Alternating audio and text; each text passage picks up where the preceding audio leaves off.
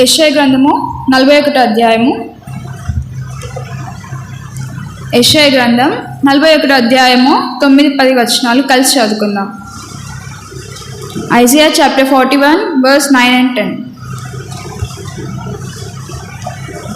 యెషయా గ్రంథము 41 అధ్యాయము 9-10 వచనాలు. బూదిగంధముల నుండి నేను పట్టుకొని దాని కొనల నుండి పిలుచుకుని వాడా, నీవు నా దాసుడవనియో నేను నిన్ను ఉపేక్షింపక ఏర్పరచుకుంటున్నానియో నేను నీతో చెప్పి ఉన్నాను. నీకు తోడై ఉన్నాను. భయపడకము, నేను నీ దేవుడనై ఉన్నాను. దిగులు పడకము, నేను నిన్ను బలపడుతును. నీకు సహాయం చేయువాడను నేనే. నీతియను నా దక్షిణ హస్తముతో నిన్ను ఆదుకొందును.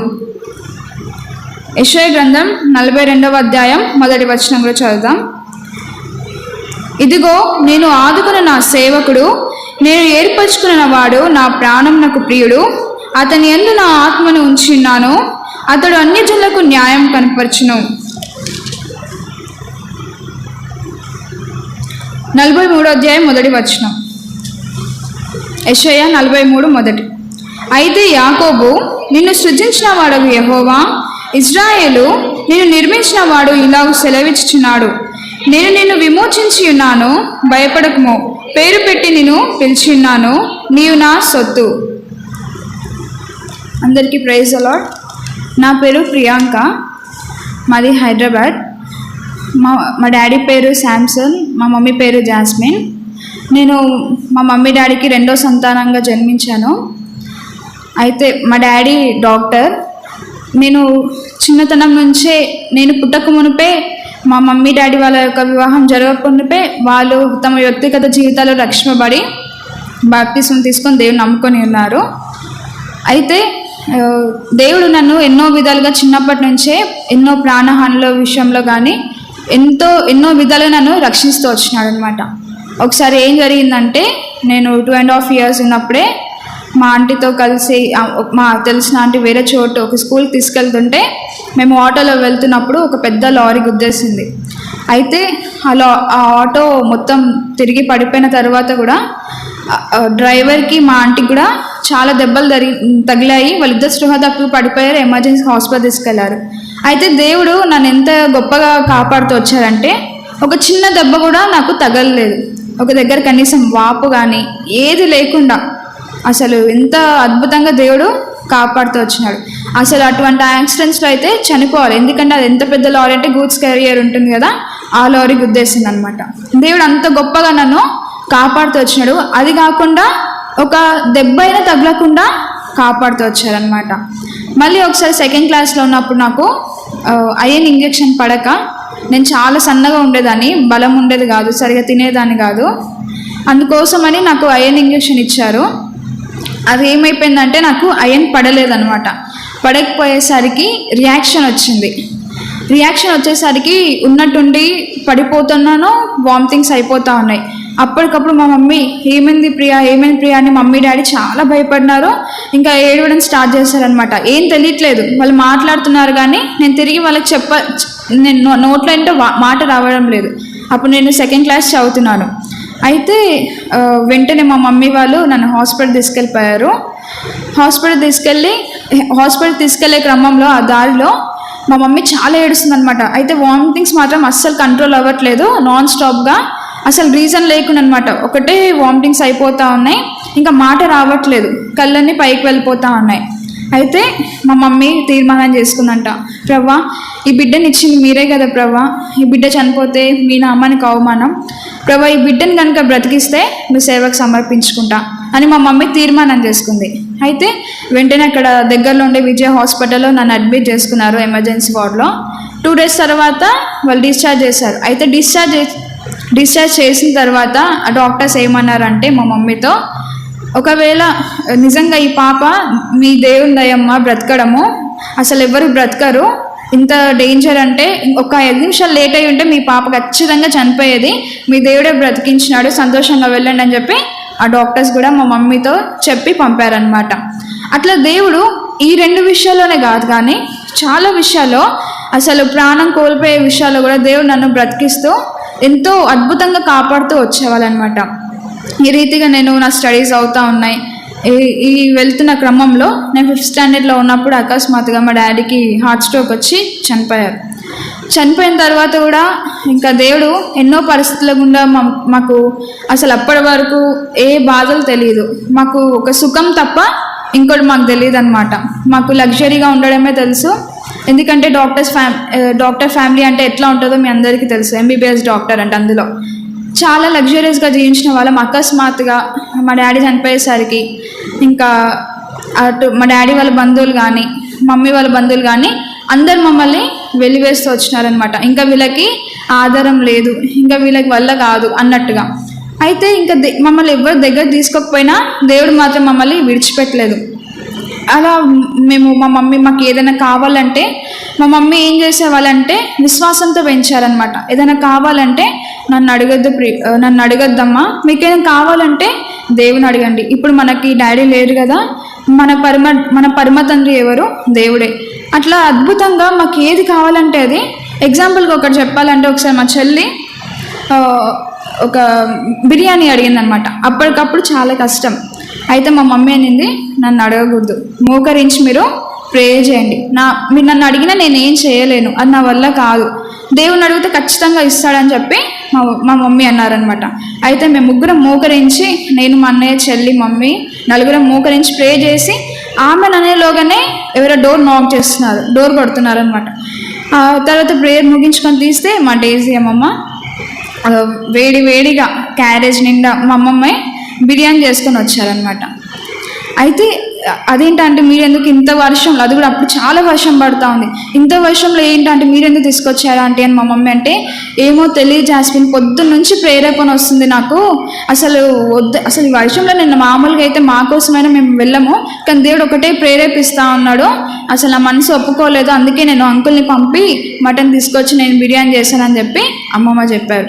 అంటే మాకు అవసరమైంది, మాకు అక్కరగా ఉంది, ఏదైతే ఉందో మేము అడగక మునిపే దేవుడు ఎరిగి ముందుగానే వాటిని మా కొరకు చిన్నప్పటి నుంచి కూడా సిద్ధపరుస్తూ వచ్చారు. ఇది ఒక్కటే కాదు, మా జీవితంలో ప్రతిదీ కూడా మాకు ఏది కావాలన్నా మా మమ్మీ అట్లా ప్రే చేస్తూ వచ్చేవాళ్ళనమాట.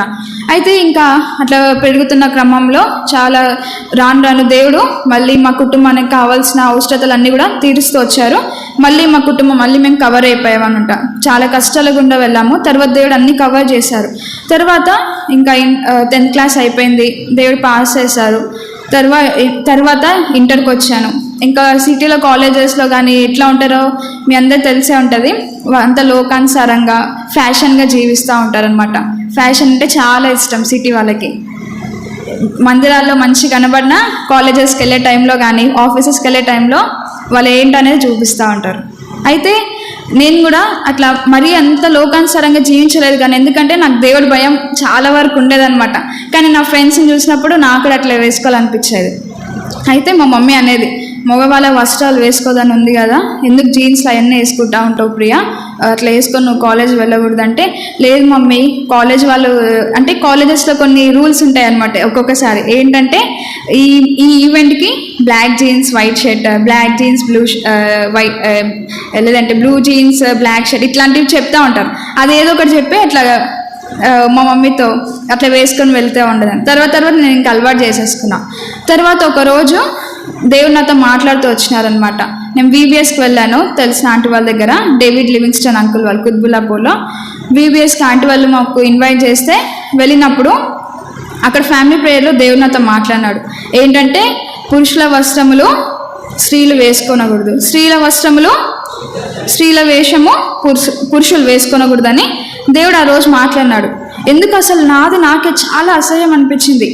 ప్రభా నన్ను క్షమించాం ప్రభా, ఇక మీద నుంచి నేను ఇలాంటి బట్టలు వేసుకొని ప్రభా అని తీర్మానం చేసుకొని ఇంక అప్పటి నుంచి స్టాప్ చేసేసాను. మా మమ్మీ చెప్పలే, ఇంకప్పటికి వదిలేశారు. మా మమ్మీ ప్రే చేస్తూ ఉండేవాళ్ళనమాట. ఇంకా అవన్నీ నేను స్టాప్ చేసేసాను. తర్వాత అదే VBSలో ఏమైందంటే, దేవుడు ఒక మిషనరీ స్టోరీ ద్వారా నన్ను రక్షించుకున్నాడు అనమాట. నిజంగా నాలో చాలా పశ్చాత్తాపం కలిగింది. ప్రభా దేవుడు నన్ను ఆ రీతిగా రక్షించుకున్నప్పుడు తెలియకుండా ఏడుపు వచ్చేస్తూ ఉంది. ప్రభా నిజంగా ఇంతగా మీరు నన్ను ప్రేమించారా, ఇంతగా నా కోసం ప్రాణం పెట్టారా అని దేవుడు నన్ను ఆ రీతిగా రక్షించుకున్నారు. తర్వాత మళ్ళీ VBSలో దేవుడు నన్ను సేవకు కూడా పిలిచారనమాట. మిషనరీ స్టోరీ ద్వారానే మాట్లాడినారు. అయితే ఏ వాక్యం ద్వారా అంటే, అయితే మిషనరీ స్టోరీ చెప్తున్నప్పుడు నేను వింటున్నప్పుడు లాస్ట్లో ఆ మిషనరీకి ఏమవుతుందంటే ఆయన హతసాక్షి అవుతూ వస్తాడనమాట. 18 yearsకే హతసాక్షి అవుతూ వస్తాడు. అయితే అక్కడ అంకుల్ వాళ్ళు చెప్తున్నారనమాట, చూసారా 18 yearsకే ఇలాంటి చిన్న పిల్లోడే దేవుడి కోసము అతను మిషనరీగా తన దేశాన్ని వదిలిపెట్టి కోయ వాళ్ళు అటువంటి అంటే అడవి ప్రాంతాల్లోకి వెళ్ళిపోయి మనుషులు భక్షించే వాళ్ళ దగ్గరికి వెళ్ళి సువార్త చెప్పి తమ ప్రాణాన్నే అతని ప్రాణాన్నే దేవుడి కోసం అర్పించినారు. మరి మీలో ఎంతమంది దేవుడి కోసం హతసాక్షులు అవుతారు? మీలో ఎంతమంది దేవుడి కోసం సేవ చేస్తారు? ఆయన మిషనరీలు అవుతారు అన్నప్పుడు నాకు తెలియకుండానే ఎంత సంతోషం ఉందంటే నేను కూడా చేయెత్తినప్పుడు అక్కడ అంకుల్ వాళ్ళు ప్రే చేసిన తర్వాత మళ్ళీ చేయించినాక మళ్ళీ నాకు భయం స్టార్ట్ అయింది. అయ్యో అదేంటి, నేను ఎందుకు చేయెత్తాను, నేను సేవ ఎందుకు చేస్తా, మమ్మీ సేవ చేయమంటుందిగా నేను చేయనని చెప్పే కదా, అమ్మో అని చెప్పి ఇంకా నాకు చాలా భయం స్టార్ట్ అయిపోయింది. అది చేతులు కాలంతా వణికిపోతూ ఉన్నాయి. సరే అని చెప్పి ఇంకా నేను ఏం చేశాను, ఇంకా మొత్తం ముగించే ప్రార్థన కూడా అయిపోలేదు. ఆంటీ వాళ్ళ ఇంట్లోకి నేను కిందికి పరిగెత్తుకుంటూ వెళ్ళిపోయా. అంటే ఒక VBS అన్నంత కాలం అక్కడ ఆంటీ వాళ్ళ దగ్గరే ఉన్నాను. కిందికి పరిగెత్తుకుంటూ వెళ్ళిపోయి మోకరించి ప్రే చేసుకున్నా. ప్రభా ఏంటి ప్రభా సేవ, నేనేంటి ప్రభా సేవ ఎంతమంది చేస్తానని చెయ్యెత్తాను, నన్ను క్షమించాను ప్రభా, నేను సేవ చేయను ప్రభా, అదేదో అనుకోకుండా ఎత్తేసాను ప్రభా చేయని చెప్పి ప్రే చేసుకున్నాక నాతో మాట్లాడను ప్రభా, నేను సేవకు పిలవలేదని నాతో మాట్లాడను ప్రభా అని చెప్పి, అంటే చిన్నపిల్లలు మారం చేసినట్టు మారం చేస్తవచ్చు. అయితే నేను బైబిల్ తీసి చదివినప్పుడు దేవుడు నాతో ఇదే వచనం ద్వారా మాట్లాడినాడు. యెషయా గ్రంథం 41 అధ్యాయము 1 వచనం తీసిన వెంటనే 41 అధ్యాయం చదువుతుంటే 9-10 వచనాల్లో ఉంటుంది. బూదిగంధంలో నుండి నేను పట్టుకొని దాని కొనల నుండి పిలుచుకునినవాడా, నీవు నా దాసుడవనియు నేను ఉపేక్షింపక ఏర్పరచుకుంటునియు నేను నీతో చెప్పి ఉన్నాను, నీకు తోడై ఉన్నాను, భయపడకము నేను నీ దేవుడనై ఉన్నాను, దిగులు పడకము నేను నిన్ను బలపడుతును, నీకు సహాయం చేయవాడను నేనే. ఈ రీతిగా దేవుడు నాతో మాట్లాడంగానే నాకు ఎంత భయపడిపోయానంటే అసలు నాకు చెవులంతా ఏదో సౌండ్ వస్తూ ఉందన్నమాట, చెవులన్నీ బ్లాక్ అయిపోయినాయి. మళ్ళీ ఇది కూడా కాదు ప్రభా, ఇదేదో అనుకోకుండా తీసిన వాక్యం, ఇంకా చదువుతూ వెళ్తాను ప్రభా అని చెప్పి చదువుతూ 42 చాప్టర్కి వచ్చా. అక్కడ ఫస్ట్ వర్స్లో దేవుడు మాట్లాడాను, ఇది కూడా నాకు కాదు ప్రభా అని చెప్పి 43, 44, 45 అట్లా 5 అధ్యాయాలు చదివేసుకుంటూ వచ్చిన. అంతా మొత్తం సేవ గురించే ఉందన్నమాట. ఇంకొక్కసారి నేను ఏం చేశానంటే, ఈరోజు బాగాలేదు, ఏందో అంత తేడాగా ఉంది, ఇవాళ కాదు దేవుడితో రేపు మాట్లాడతానని చెప్పి నేను బైబిల్ క్లోజ్ చేసేసుకున్నా. బైబిల్ క్లోజ్ చేసి ఇంకా నాలో భయం అయితే ఉంది, ఒకవేళ ఈ మాట కనుక నేను డేవిడ్ లివింగ్స్టన్ అంకుల్ అంటే అక్కడ ఉన్న అంకుల్ వాళ్ళు, లేదంటే ప్రెసెస్ ఆంటీతో కానీ మా మమ్మీతో కానీ చెప్తే వెంటనే నన్ను సేవకు పంపించేస్తారు. ఎట్టి పరిస్థితుల్లో ఈ సీక్రెట్ నా దగ్గర పెట్టుకోవాలి, ఎవరితో చెప్పొద్దని 4 years ఈ సీక్రెట్ని నేను మెయింటైన్ చేసినాను అనమాట. అయితే ఇట్లా ఉన్న క్రమంలో దేవుడు నాతో ఎన్నోసార్లు మాట్లాడుతూ వచ్చినారు, నువ్వు సేవ చేయాలి, దేవుడు నిన్ను ఏర్పరచుకున్నాడు, దేవుడికి నువ్వు ఇష్టమైన దానం అని చెప్పి. తర్వాత ఎంత మాట్లాడినా నేను లోబడకపోయేసరికి ఇంకా 1 year తర్వాత నేను రక్షింపబడ్డాను కదా, బ్యాప్టిజం తీసుకున్నప్పుడు నా బ్యాప్టిజం వాగ్దానం కూడా యెషయా 41 అధ్యాయము 9-10 వచనాలు, భయపడకము నేను నీకు సహాయం చేస్తానని.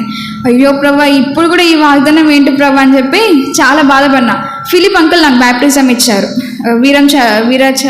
వీరంచారి అంకుల్ అని ఏదో అంటారు, అంకుల్ పేరు మెస్సీ ఆంటీ అంకుల్ నాకు బ్యాప్టిజం ఇచ్చారు. ఆ అంకుల్ కూడా ఏమన్నారంటే ఆ వాగ్దానం చూసినప్పుడు, పాప నీకు సేవా పిలుపున్నట్టు నువ్వు కూడా వచ్చే అమ్మాయి మా దగ్గరికి అన్నాడు. అంకుల్ నాకు సేవా పిలుపు లేదు అంకుల్, లేదు అట్లాంటిది ఏం లేదని చెప్పి అక్కడి నుంచి తప్పించుకున్నా. తర్వాత ఇంకా రాను ఇంకా పిలుపు రోజుకి ఎక్కువైపోయేసరికి లాక్డౌన్లో నేను చాలా బాధలు భరించినాను. ఏంటంటే ఎప్పుడు నేను మిస్ అవ్వకుండా నేను మా మమ్మీ ప్రతి మీటింగ్కి అటెండ్ అయ్యేవాళ్ళం. చర్చ్లన్నీ క్లోజ్ చేసేసారు, మా ఇంటికి మా మందిరానికి 2-3 kilometers డిస్టెన్స్ అన్నీ క్లోజ్ చేశారు. దొంగల మందిరానికి వెళ్ళి బల్ల తీసుకుందామన్నా అది అవ్వని పని, రోడ్స్ దగ్గరే పోలీసులు ఉన్నారు. ఎంతో ఏడ్చామన్నమాట, ప్రభా ఎందుకు ప్రభా ఇట్లాంటి పరిస్థితి మాకు కలిగినాయి, దయచేసి లాక్డౌన్ తీసివేయండి ప్రభా, మందిరాలు ఓపెన్ అయ్యేలా చేయండి ప్రభా అని చెప్పి రోజు ఏడ్చుకుంటే ప్రే చేసేదాన్ని. అయితే దేవుడు అనుకోకుండా నాకు ఒక తలంపు తెచ్చారనమాట. ఏంటంటే ఇలాంటి సమయాల్లో కూడా దేవుని ఇంట్లో ఉండేవాళ్ళు ధన్యులు కదా అని ఒక తలంపు వచ్చిందనమాట. అనుకోకుండా అవును ఇట్లాంటి సమయాల్లో దేవుడి ఇంట్లో ఉండేవాళ్ళు ఎవరబ్బా అని ఆలోచిస్తుంటే ఉండేది ఎవరు? సేవకులే కదా. ఇలాంటి సమయాల్లో దేవుని ఇంట్లో దివారాత్రం నివసించే వాళ్ళు ఎవరు? దేవుని సేవకులే కదా అని చెప్పి అప్పుడు నాకు తట్టిందనమాట. అయితే దేవుడు మళ్ళీ మాట్లాడాడు, ఇందుకు కదా నేను సేవకు పిలిచా, నువ్వు నాకు లోబడలేదు, ఇప్పుడైనా నువ్వు లోబడి సేవకు రా అని చెప్పి దేవుడు మాట్లాడినాడు. అయితే ఈలోగా నేను దేవుడితో అంటే వాదిస్తూ వచ్చిన అనమాట. ఏంటంటే ప్రభా నేను సేవ చేస్తా కానీ ఇట్లా కాదు, నేను జాబ్ చేస్తూ సేవ చేస్తా. ఎందుకంటే ఇప్పుడు నేను ఉట్టి సేవ అంటే నేను చేయలేను, నా స్టైల్ మొత్తం చేంజ్ అయిపోవాలి, నేను అట్లా ఉండలేను ప్రభా, నిజంగా సేవకురాలాగా నాకు మళ్ళీ వాక్యం చెప్పడం కూడా నాకు రాదు ప్రభా, నాకు చాలా భయం ప్రభా, నేను మీ సేవ చేయలేను, మీకు అసలు అర్హురాలను కాదు ప్రభా అని చెప్పి చాలాసార్లు దేవుడి దగ్గర చెప్పినప్పటికీ దేవుడు నాతో భయపడకమని చాలా వాక్యాల ద్వారా యూట్యూబ్లో వాక్యాలు వింటున్నప్పుడు కానీ అట్లా దేవుడు నాతోనే స్పష్టంగా మాట్లాడేవాళ్ళనమాట. అయితే మాట్లాడుతున్నప్పుడు ఈలోగా మా మమ్మీతో చెప్పేసా, మమ్మీ నాకు ఇట్లా సేవ పిలుపుంది మమ్మీ, 4 years అయిందంటే మా మమ్మీ చాలా హ్యాపీగా ఫీల్ అయినారు. హ్యాపీగా ఫీల్ అయిన తర్వాత అయితే హ్యాపీగా ఫీల్ అయినారు కానీ సేవ అంటే ఎంతోమంది సేవకులు మేము చూస్తూ వచ్చినాం కదా కళ్ళారా, ఎన్ని శ్రమలు ఉంటాయంటే మా కళ్ళతో మేము చూసి మేము ఏడ్చిన రోజులు ఎన్నో ఉన్నాయన్నమాట. ప్రతి సేవకులు ఏడవని సేవకులు మేము చూడలేదు, ఎన్నో కష్టాల్లో గుండా వాళ్ళు వెళ్తారు. అట్లాంటి కష్టాలు నా పాప కూడా పడాల్సి వస్తుంది కదా అని మా మమ్మీ భయపడింది. అయితే దేవుడు నాకు ఎట్లాంటి ధైర్యం ఇచ్చినాడంటే మా మమ్మీకి నేను ధైర్యం చెప్పేలా దేవుడు నాకు సహాయం చేసినాడు. ఈలోగా నేను ప్రే చేసుకుంటా ఉన్నాను. అయితే ఇంతకుముందు ఏం జరిగిందంటే సేవకు లోబడకపోయేసరికి నేను ఎంత చదివి ఎగ్జామ్స్ రాసినా ఫెయిల్ అయిపోయేదాన్ని. ఎంత బాగా రాసినా కూడా అసలు ఎట్లా ప్రాక్టీస్ చేసేదాన్ని అంటే రాత్రిలో కూర్చొని కూడా ప్రాక్టీస్ చేసేదాన్ని. అప్పటి వరకు గుర్తుండేది, క్వశ్చన్ పేపర్ నా ముందుకు రాగానే మర్చిపోయేదాన్ని. అది నాకు తెలిసిన ఆన్సరే కానీ ఏందో మర్చిపోయేదాన్ని. ఇదే ఉండాలనేలోగా టైం అయిపోయేది అనమాట, ఎగ్జామ్ టైం. అట్లా ఎప్పుడు ప్రతిసారి ఫెయిల్ అయిపోతూ వచ్చా. ఎందుకు ప్రభా నా జీవితం ఇట్లా జరుగుతుంది, ఎందుకు ప్రభా అని చాలా బాధపడినా. సరే నాకు స్టడీస్ మ్యాచ్ అవ్వట్లేదు కదా, కనీసం నేను బ్యాడ్మింటన్ కోచింగ్కి వెళ్ళి నేను ఒక ప్లేయర్ అయినా అవ్వాలి, మంచి పేరు తెచ్చుకోవాలి సమాజంలో అని చెప్పి బ్యాడ్మింటన్ కోచింగ్కి వెళ్ళా 6 months. అక్కడ నాకు సెట్ అవ్వలేదు. అంటే పెద్ద ప్లేయర్ అయిపోవాలని చెప్పి అదొక ఆశ అనమాట. అప్పటికప్పుడు అది అవ్వని సంగతి అనమాట. అయితే అది 6 months వెళ్ళి మళ్ళీ రిటర్న్ వచ్చేసా. తర్వాత ఇది కూడా నా వల్ల కావట్లేదే అని చెప్పి మళ్ళీ ఫ్యాషన్ డిజైనింగ్లో జాయిన్ అయ్యా. 1 month వెళ్ళి మళ్ళీ రిటర్న్ వచ్చేసా, అక్కడ సమాధానం లేక. అది నాకు అర్థం కావట్లేదు ఫ్యాషన్ డిజైనింగ్ ఏందో, స్టిచ్చింగ్స్ 1 stitch అంటారు, 2 stitch అంటారు, అస్సలు అర్థమయ్యేది కాదు. ఎందుకు ప్రభా నా జీవితం ఇట్లా అవుతుంది, అందరి జీవితాలు చూస్తే అన్యులు కూడా బాగుపడుతున్నారు ప్రభా, నా ఫ్రెండ్స్ అందరూ సెటిల్ అయిపోతున్నారు ప్రభా, అందరూ బాగా చదువుకుంటున్నారు, వేరే వేరే కంట్రీస్ వెళ్ళిపోతుంది, నేనేంటి ప్రభా నా జీవితం ఇట్లయింది, మీ నామానికి అవమానం కదా ప్రభా అని నేను రిటర్న్ అనేదాన్ని. అప్పుడు దేవుడు మాట్లాడేవాళ్ళు అనమాట సేవ కోసం. తర్వాత దేవుడు లాక్డౌన్లో ఇట్లా నాది నేనే పశ్చాత్తాప పడేలా చేస్తూ వచ్చినారు. తర్వాత నేను ప్రేయర్ చేసుకున్నాను, మా మమ్మీతో చెప్పాను. మా స్థానిక సేవకులు అప్పుడు సత్యవర్ధన్ రావు అంకుల్ ఇంకా క్రిస్టినా ఆంటీ వాళ్ళు ఉండేవాళ్ళు, వాళ్ళతో కూడా చెప్పాము. చాలా సంతోషంగా ఫీల్ అయినారు.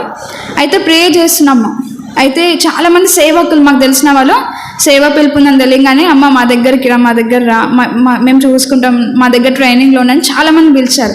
కానీ ప్రభా నేను మనుషుల మాటలు వినను ప్రభా, మీ చిత్తం ఏంటో నాకు బయలుపరచండి, మీ చిత్తం ఎక్కడ నేను వెళ్ళాలని ఉందో దయచేసి మీరు నాకు బయలుపరచండి ప్రభా అని 3 months నేను ప్రేయర్లో ఉన్నాను అనమాట. 3 months ప్రేయర్లో ఉన్న తర్వాత అయితే కొందరు హెబ్రోన్కి మాత్రం వెళ్ళదు ప్రభా అని ఒకటి తీర్మానం చేసుకున్నాం. ఎందుకంటే చాలామంది హెబ్రోన్ అని పేరు ఎత్తగానే అమ్మ హెబ్రోనా అంటారు. అందరు భయపెట్టించే వాళ్ళే, ఏ ఒక్కరు ధైర్యం చెప్పినా వాళ్ళు లేరు. లాస్ట్ మూమెంట్లో ధైర్యం 2-3 చెప్పారు అంతే. హెబ్రోన్ అనగానే హెబ్రోన్కి వెళ్దామా అన్న వెంటనే అమ్మా హెబ్రోన్లో ఎంత బాధలు పెడతారు, ఎంత తిడతారు, ఎన్ని అవమానాలు ఉంటాయి, అసలు నువ్వు ఊహించావు మాటల్ని. మళ్ళీ ఎన్ని పనులు ఉంటాయి తెలుసా, ఈ పని చేస్తేనే నువ్వు ఇంత వీక్ అయిపోతావు, అక్కడ ఎన్ని పెద్ద పెద్ద పాత్రలు తోమాలి, డేక్షాలు తోమాలి, పెద్ద పెద్ద వంటలు చేయాలి, నీకు చేత కాదు, నువ్వు హెబ్రోన్కి వెళ్ళొద్దు, అవి నువ్వు భరించలేవని అందరూ చెప్పేసరికి అదొకటి రీజన్. చాలా అవమానాలు ఉంటే నువ్వు చెయ్యని తప్పుకు నేను పిలిచి మరి తిడతారు అని చెప్పేసరికి నాకు ఇంకా భయం వేసేసింది. అమ్మో నేను మాత్రం హెబ్రోన్ వెళ్ళను ప్రభా, హెబ్రోన్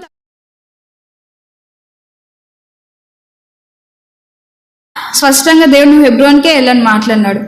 హెబ్రోన్కే వెళ్ళని మాట్లాడేసరికి ప్రభా ఏంటి ప్రభా హెబ్రోన్ అంటే ఎట్లా ప్రభా అని చెప్పి చాలా బాధపడుతున్నాను అనమాట.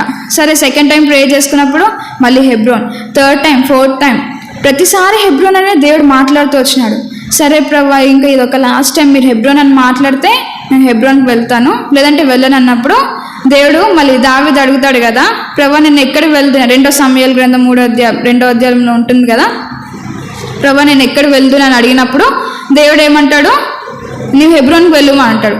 అది కూడా ఇంకా ఫాస్టింగ్ ప్రేయర్లో దేవుడు నాతో స్పష్టంగా మాట్లాడినాడు అనమాట.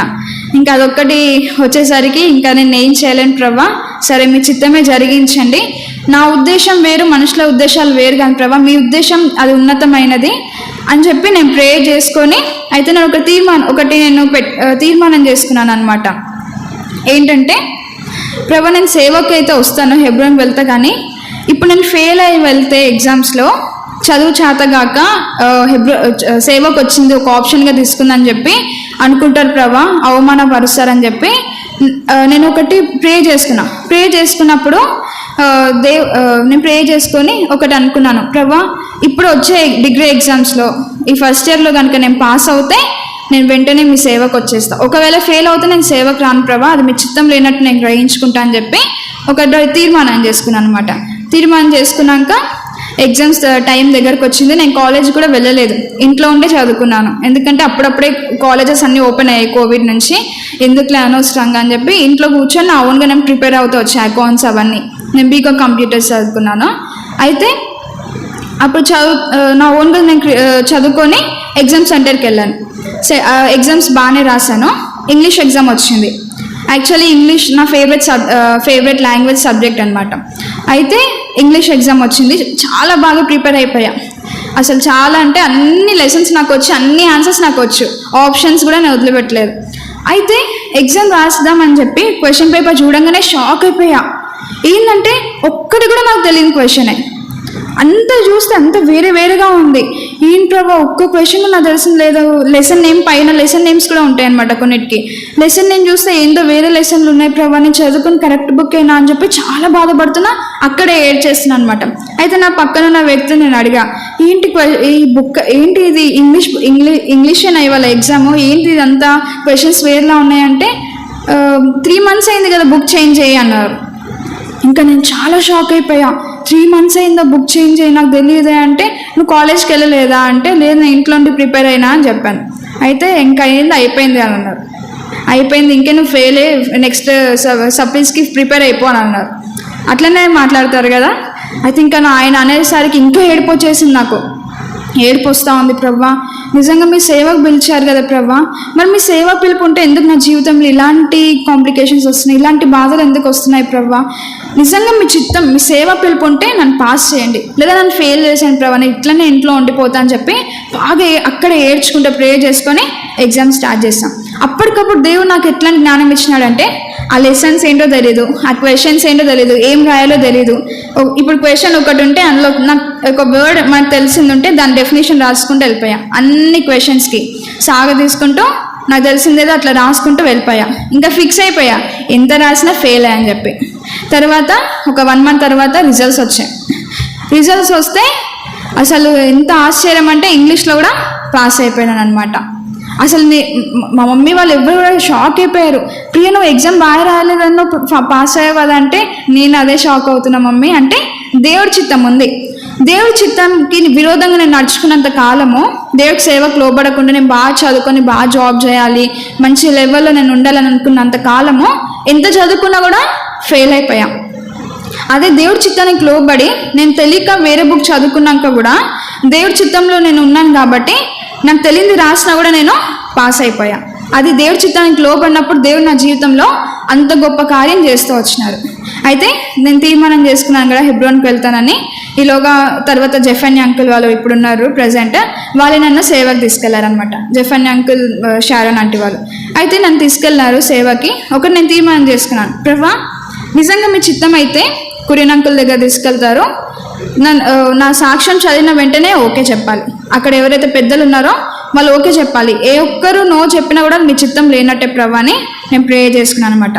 అయితే కురియన్ అంకుల్ దగ్గర తీసుకెళ్లారు, సాక్ష్యం చదివారు. చదివిన వెంటనే బ్యాగ్ తెచ్చుకున్నావమ్మా అన్నారు. అంటే నాకు ఎంత సంతోషం అంటే, రెడీగా అయినా నువ్వు సేవకు రావడానికి అని చెప్పి బ్యాగ్ తెచ్చేసుకుంటే లోపలికి వెళ్ళమ్మా అని అన్నారు. అయితే నాకు ఎంత సంతోషం అనిపించిందో, అంటే ఇది దేవుడి చిత్తం అని. దేవుడు అన్న దగ్గర తీసుకెళ్లారు, రూబక్క దగ్గర తీసుకెళ్లారు. అందరూ సంతోషమే, అందరూ ఒప్పుకున్నారు. దేవుడి చిత్తం ఉంటే ఇంత సంతోషమా అని చెప్పి చాలా హ్యాపీగా ఫీల్ అయినాం. తర్వాత సేవకి వెళ్ళిన తర్వాత 3 months అయింది. అక్కడ పనుల భారం చేతనో మరి వాటర్ చేంజ్ అవ్వడం వల్లనో ఏమైందో నాకు తెలియదు, కానీ 3 months తర్వాత నాకు ఫీవర్ వచ్చిందనమాట. నేను ఏది కావాలన్నా నా మా మమ్మీ వాళ్ళ మీద డిపెండ్ అయ్యేదాన్ని కాదు. నేను తీర్మానం చేసుకున్నాను, ప్రభా నాకు ఏది కావాలన్నా మీ పైన ఆధారపడతా, నేను సేవలో ఉన్నాను, నాకు అన్నీ మీరే చూసుకుంటారు కదా ప్రభా, నేను నా కుటుంబం పైన ఏమాత్రం ఆధారపడను, అది చిన్నదే కానీ పెద్దదే కానీ అని చెప్పి తీర్మానం చేసుకున్నాను. అయితే నేను వెళ్ళిన కొత్తలో నాకు నా దగ్గర ఏంటంటే బకెట్ లేదు, ఒక నెయిల్ కటర్ లేదనమాట. నాకు నెయిల్స్ పెరిగితే అసలు నచ్చదు. అయితే నేను ప్రేయర్ చేసుకున్నా, ప్రభా నెయిల్స్ పెరిగిపోతూ ఉన్నాయి, నెయిల్ కటర్ లేదు ప్రభా, ఎవరిని నేను అడిగాను, నాకు అడిగే అలవాటు లేదు, బకెట్ కూడా లేదు ప్రభా, వేరే సిస్టర్సే ఇస్తున్నారు, నాకు ఇవి కావాలంటే కొనుక్కోవాలంటే డబ్బులు కావాలి కదా ప్రభా, నా దగ్గర డబ్బులు లేవు, ఎట్లా ప్రభా అని చెప్పి మోకరించి ప్రేయర్ చేసుకుంటున్నా. చాలా బాధ దుఃఖం వస్తుందన్నమాట. అంటే ఇంతకాలం ఏ లోటు లేదు కదా, ఇంట్లో అడగకముందే అన్నీ ఉంటాయి కదా, ఇక్కడ వచ్చేసరికి ఏవో అవసరాలు వస్తూ ఉన్నాయన్నమాట. అయితే బాగా దుఃఖంతో ప్రేయర్ చేసుకున్నప్పుడు నేను 1/2 hour అయింది, నేను ఇట్లా వెళ్ళి వచ్చేకల్లా నా ప్లేస్లో గిఫ్ట్ ఉందన్నమాట. ఎంత గిఫ్ట్ అంటే నాకు ఎంత కావాలో అంతకు సరిపోయి ఇంక ఎక్స్ట్రా ఉంది. దేవుడు అట్లా ఎన్నో విషయాల్లో దేవుడు నాకు ఎంతో సహాయం చేస్తూ వచ్చినాడు. తర్వాత కొంతకాలం అయినాక నాకు పరిచర్యకి చీరలు లేవు ప్రభా, నాకు తెలియక అన్ని మంచి మంచి శారీస్ కూడా కిచెన్ వర్క్కి పెట్టేసుకున్నాను అనమాట. అయితే ప్రభా నాకు శారీస్ కూడా సరిగా లేవు ప్రభా పరిచర్యకి, ఎట్లా ప్రభా మరి పరిచర్యకి సడన్గా పిలుస్తే నేను ఈ పాత చీరలు కట్టుకుని వెళ్తే మీకే కదా ప్రభా అవమానము అని చెప్పి బాధతో ప్రేయర్ చేసుకున్నాను అనమాట. ప్రేయర్ చేసుకుంటున్నా. ఆ రోజు రాత్రి ఒక సిస్టర్ పరిచర్యకి కావాల్సిన శారీ ఇచ్చి డ్రై ఫ్రూట్స్ ఇచ్చి వెళ్ళిందనమాట. ఎంత ఆశ్చర్యం అనమాట. ఆమెతో ఎవ్వరూ చెప్పలేరు, ఏమైంది అట్లెట్లు ఇచ్చారు, నాకెందుకు ఇచ్చారంటే దేవుడు నన్ను ప్రేరేపించినాడు, నీకే ఇవ్వాలనిపించింది అని చెప్పారు.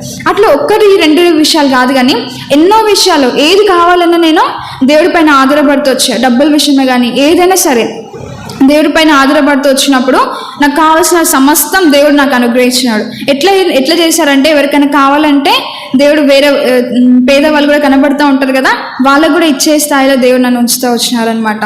అయితే 3 months తర్వాత నాకు ఫీవర్ వచ్చింది. మా మమ్మీతో 4 days కూడా నేను చెప్పలేదు.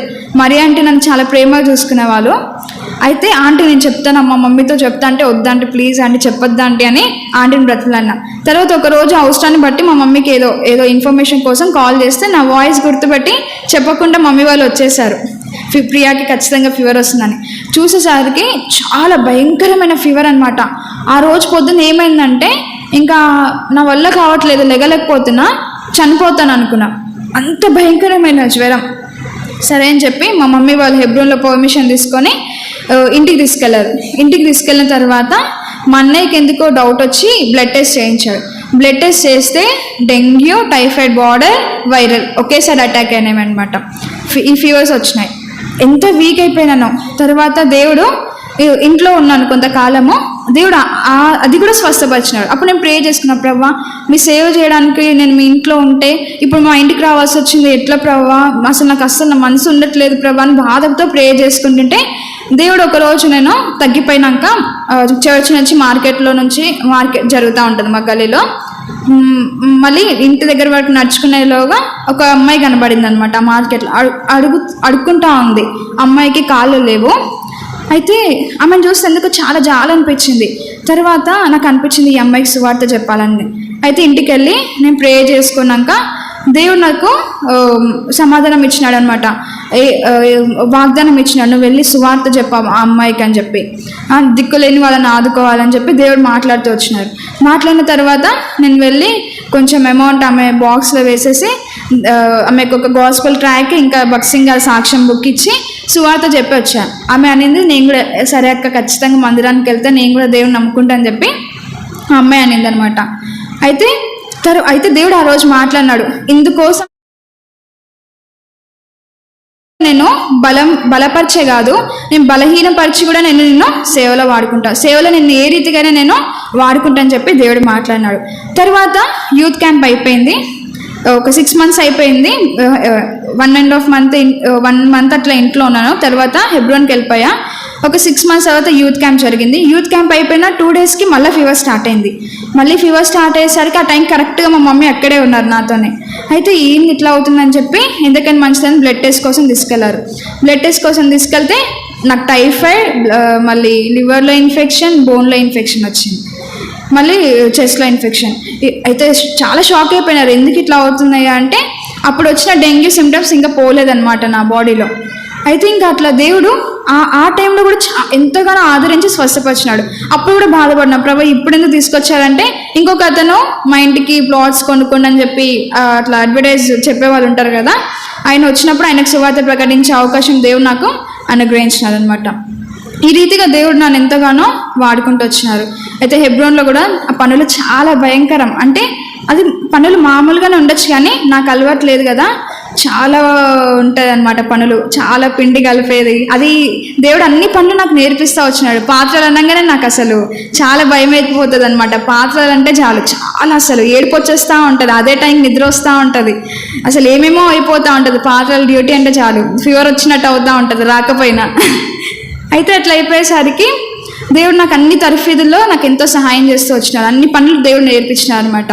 తర్వాత ఒకరోజు జనవరి అసలు నా మ్యారేజ్ అని చెప్పి, నా మ్యారేజే అని చెప్పి నాకు తెలిసింది 1 week బిఫోరే, అంతే. అప్పటి వరకు నాకు తెలియదు. అయితే నాకు కాల్ చేసి చెప్పినప్పుడు ప్రే చేసుకోమంటే నేను ఫస్ట్ నిర్లక్ష్యంగానే ఉన్నాను, ఎందుకంటే అట్లాంటి మ్యాచెస్ చాలా వచ్చాయి అనమాట. మామూలుగా విశ్వాసులు ఏదో ఒకటి ఫస్ట్ నుంచి కూడా, ఇప్పుడే కాదు 18 years నుంచే అట్లా నేను నిర్లక్ష్యంగా తీసుకున్నాను. తర్వాత మళ్ళీ కాల్ వచ్చింది, ప్రే చేసుకోవాలి ప్రియా, ప్రే చేసుకోమన్నారు, జస్ట్ నువ్వు ప్రే చేసుకో, దేవుడు సమాధానం ఇస్తే మంచిది, లేదంటే మామూలుగానే అని చెప్పి మా మమ్మీ కూడా మాట్లాడినారు. అయితే నేను ప్రే చేసుకుంటున్నాను, బాగా ప్రే చేసుకుంటున్నాను. ప్రభా అసలు నేను వివాహం గురించి కూడా ఏం అడగలేదు ఇప్పట్లో, సరే మీ చిత్తం ఏంటి ప్రభా అని చెప్పి ప్రే చేసుకుంటుంటే మీరు శామ్యుయల్ అనే పేరుతో మీరు నాతో మాట్లాడండి ప్రభా, ఈరోజు సండే కదా, వర్తమానంలో ఆయన పేరు రావాలి, మీ చిత్తం ఉందని నేను నమ్ముతాను అన్నప్పుడు అప్పుడు అంకుల్ వాక్యం చెప్తున్నారు. ఆయన సమూయేలు ప్రవక్త గురించే చెప్తున్నారు అనమాట. ఏమనంటే సమూయేలు గొప్ప ప్రవక్త, ఆయన దావీదుని అభిషేకిస్తూ వచ్చినాడు, చాలా గొప్ప ప్రవక్త అని ఆయనను గురించి కొన్ని మాటలు చెప్పినాడు. అయితే అక్కడ ఒక సమాధానం వచ్చేసింది, ఇట్లా కాదు ప్రభా నాకు ఇంకా సమాధానం కావాలని చెప్పి ప్రే చేసుకుంటుంటే యంగల్స్ మీటింగ్లో ఆ రోజు కూడా ఆంటీ సమూయేలు గురించే చెప్తా ఉందన్నమాట. సమూయేలు ప్రార్థన పరుడు. ఏంటంటే ఇజ్రాయేలీలు ఒకనొక సమయంలో ప్రార్థించినప్పుడు దేవుడు వినలేదు, కానీ సమూయేలు ప్రార్థిస్తూ వచ్చినప్పుడు దేవుడు జవాబిస్తూ వచ్చినారని చెప్పి సమూయేలు గురించి మళ్ళీ మాట్లాడినారనమాట. సరే ప్రభా మీ చిత్తం ఉందా కదా ప్రభా అని చెప్పి ప్రే చేసుకున్నాం. ప్రే చేసుకున్నాక ఆ రోజు నైట్ డైలీ పోర్షన్ కూడా సమూయేలు గ్రంథమే, 2 Samuel 2వ సమూయేలు 23వ అధ్యాయము 2వ సమూయేలు 23వ అధ్యాయము 5వ వచనము నేను చదువుతాను. దేవుడు ఆ రోజు కూడా రాత్రి నాతో మాట్లాడుతూ వచ్చినారనమాట. నా సంతతి వారు దేవుని దృష్టికి అనుకూలులే కదా, ఆయన నాతో నిత్య నిబంధన చేసి ఉన్నాడు, ఆయన నిబంధన సర్వసంపూర్ణమైన నిబంధనే, అది స్థిరమాయను, దేవుని దృష్టికి పూర్ణానుకూలము, అది నాకు అనుగ్రహింపబడిన రక్షణార్థమైనది, నిశ్చయముగా ఆయన దానిని నెరవేర్చును. ఇంత క్లియర్గా దేవుడు మాట్లాడుతూ వచ్చినాడనమాట. ఏంటంటే నా సంతతి వారు దేవుని దృష్టికి అనుకూలలే అంటే ఇది అనుకూలమైన విషయము దేవుని దృష్టికి. ఇంకొకటి ఆయన నిత్య నిబంధన సంపూర్ణమైన నిబంధనే, ఇది పూర్ణమైనది కూడా కాదు. ఈ దేవుడి యొక్క ఏర్పాటు సంపూర్ణమైన ఏర్పాటు అని దేవుడు మాట్లాడినాడు. మరొకసారి అది స్థిరమైన, అది ఖచ్చితం అయిపోయిందనమాట. దేవునికి పూర్ణానుకూలం, అనుకూలం కాదు కదా, పూర్ణానుకూలం అనే దేవుడు మాట్లాడినాడు. ఇంకొకటి నిశ్చయంగా ఆయన దానిని నెరవేర్చును, అంటే మనుషులు ఎంత అడ్డకించినా ఏది ఏమైనా ఆఖరికి నువ్వు వద్దన్నా కూడా, అంటే దేవుడు నాతో మాట్లాడు, నువ్వు వద్దని చెప్పినా కూడా ఖచ్చితంగా ఇది నెరవేరబడుతుంది అని చెప్పి. ఎందుకంటే నేను మా మమ్మీతో అన్నా, మమ్మీ నాకు సమాధానం వచ్చింది కానీ నేను మాత్రం పెళ్లి చేసుకోను మమ్మీ అని మా మమ్మీతో అన్నా అనమాట. అంటే ఆ రోజు ఆ సమయంలో దేవుడు మాట్లాడినాడు అనమాట, ఇది స్థిరమాయనని. సరే దేవునికి విరోధంగా నడుచుకుంటే ఎన్నో బాధలు అనుభవించాల్సి వస్తుంది, ఎన్నో శ్రమలు అనుభవించాలి. దేవుడికి ఇష్టంగా బ్రతుకుతే అది మేలు కదా, దేవుడికి ఇష్టంగా ఉంటే అది ఇంకంతకన్నా గొప్ప కార్యం లేదు కదా అని చెప్పి నా ఇష్టాలన్నిటిని పక్క పెట్టి నేను ప్రే చేసుకున్నాను. ప్రభా నాకు ఇష్టం లేదు, కానీ మీ చిత్తం ఉందని మీరు నాతో మాట్లాడినారు, మీ చిత్తమే నెరవేర్చండి. సాతాను నుంచి వచ్చే ప్రతి ఆటంకాన్ని కూడా మీరే తొలగించండి. నా హృదయం మీ వైపు త్రిప్పుకోండి. మీ చిత్తం నాకు ఇష్టమయ్యేలా చేయండి ప్రభా అని చెప్పి ఆ రోజు రాత్రే ప్రేయర్ చేసుకున్నాను. ఎందుకంటే మన ఇష్టాలు వేరు, దేవుడి చిత్తం వేరు. మన చిత్తం వేరు, దేవుని చిత్తం వేరు. నాకేంటంటే ఇంకా తర్ఫీదు పొందాలి, వాక్యం బాగా నేర్చుకోవాలనే ఆశ ఉండేదన్నమాట. కానీ దేవుడు నాకు అక్కడికే ఫుల్ స్టాప్ పెట్టేశారు. నీ తర్ఫీదు అయిపోయింది, ఇంతకి చాలు, ఇంకా నీకు ముందుండి సేవ అని చెప్పి దేవుడు అట్లా నాకు. అసలు హెబ్రోన్లో ఇట్లాంటి సంఘటనలు జరగడం చాలా తక్కువ అనమాట.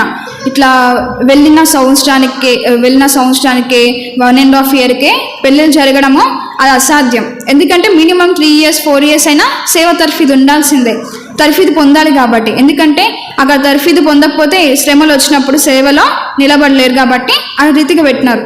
కానీ ఆశ్చర్యంగా నా జీవితంలో దేవుడు అయితే నేను ఎప్పుడు కూడా దేవుడి చిత్తాన్ని లోబడుతూ వచ్చినాను అనమాట. నా హృదయంలో బయట చెప్పుకునేదాన్ని కాదు, కానీ చాలా కష్టం అనిపించేది పనులు. ఎట్లా అంటే ఏడుపు వచ్చేస్తూ ఉండేది. కానీ నేను ప్రే చేసుకునేదాన్ని, ప్రవ్వా ఇది నా పని కాదు, ఇది మనుషులు ఇచ్చిన పని కాదు ప్రవ్వా, మీరు ఇచ్చిన పని కదా, మీరు ఇచ్చిన పనికి నేను ఏడుస్తే ఇంకా ఏం లాభం ప్రవ్వా, నా బ్రతుకు, నా ప్రాణం పోయినా సరే. నేను తీర్మానం చేసుకున్నాను కదా, నేను నా ప్రాణమైనా దేవుడి కోసం పెడతానని. నా ప్రాణం ఈ పని చేస్తున్నప్పుడే పోయినా సరే పర్వాలేదు, అది మీకోసం చనిపోయినట్టే కదా ప్రభా అని అట్లా గట్టి తీర్మానం చేసుకున్నాను అనమాట.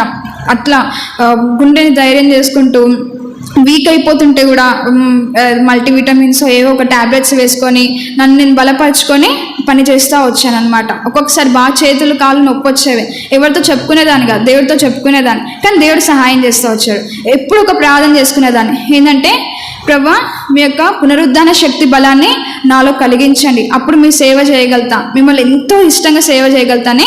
అట్లా ప్రతిదీ కూడా దేవుని చిత్తానికి నన్ను నేను లోపరుచుకుంటూ వచ్చాను.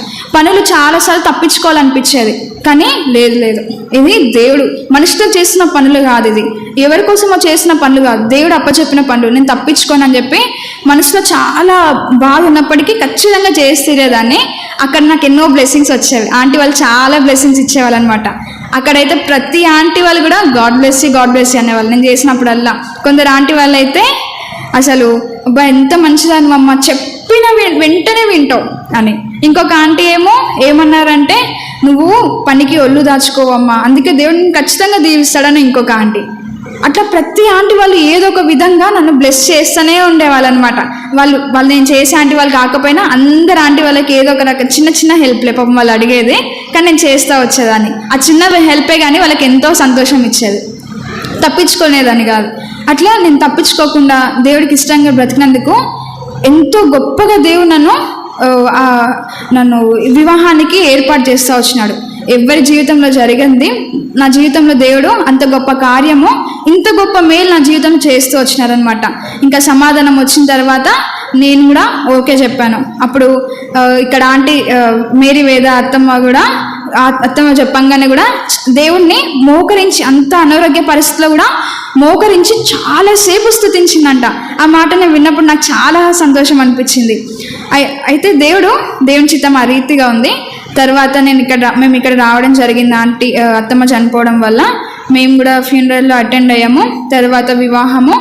నిజంగా దేవుడి చిత్తానికి నేను లోబడినందుకు పెళ్ళై ఇప్పటికి నిన్నటికి 1 నెల రోజులు అయిపోయింది. మామూలుగా అది సేవకులే కానీ విశ్వాసులే కానీ పెళ్ళైన కొన్ని రోజులకైనా ఏదో చిన్న మనస్పర్ధాలైనా వస్తాయి, చిన్న గొడవలైనా జరుగుతాయి తెలియక. కానీ ఇప్పటి వరకు మా మధ్యలో ఎటువంటి మనస్పర్ధలు కలగలే, గొడవలు రాలే. ఒకరినొకరు అర్థం చేసుకునే జీవితాన్ని దేవుడు అనుగ్రహించినాడు. ఎందుకంటే మేము దేవుడి చిత్తానికి లోబడినాం. మళ్ళీ మేము వివాహం చేసుకున్నాం కానీ మేము కనీసం మొహాలు కూడా చూసుకోలేదు. పెళ్లి రోజు మొహాలు చూసుకోవడం, అట్లా దేవుడు మమ్మల్ని ఏర్పాటు చేసింది. నేను ఎప్పుడో చిన్నప్పుడు అనుకున్నాను, హెబ్రోన్ గురించి వినేదాన్ని అనమాట. ఏంటంటే వాళ్ళంట భక్సింగ్ గారంట వాళ్ళు ఒకళ్ళొక్కొక్కరు తెలియని వాళ్ళని పెళ్లి చేసే వాళ్ళంట, అసలు మొహాలు కూడా తెలియదంట, పెళ్లిలో చూసుకునే వాళ్ళంటే. అబ్బా ఎంత వింతగా ఉంది, నేను కూడా ఒకసారి అట్లా పెళ్లి చేసుకుంటే బాగుంటుంది కదని స్కూల్లో ఉన్నప్పుడు అనుకునేదాన్ని అనమాట. అయితే మా అక్క వాళ్ళతో కూడా అట్లా మాట్లాడి, ఏ పిచ్చిదానా అట్లా అనుకుంటే ఎట్లనే, నువ్వు పెళ్లి చేసుకున్నాక మొహం చూసి నీకు నచ్చపోతే ఏం చేస్తావే.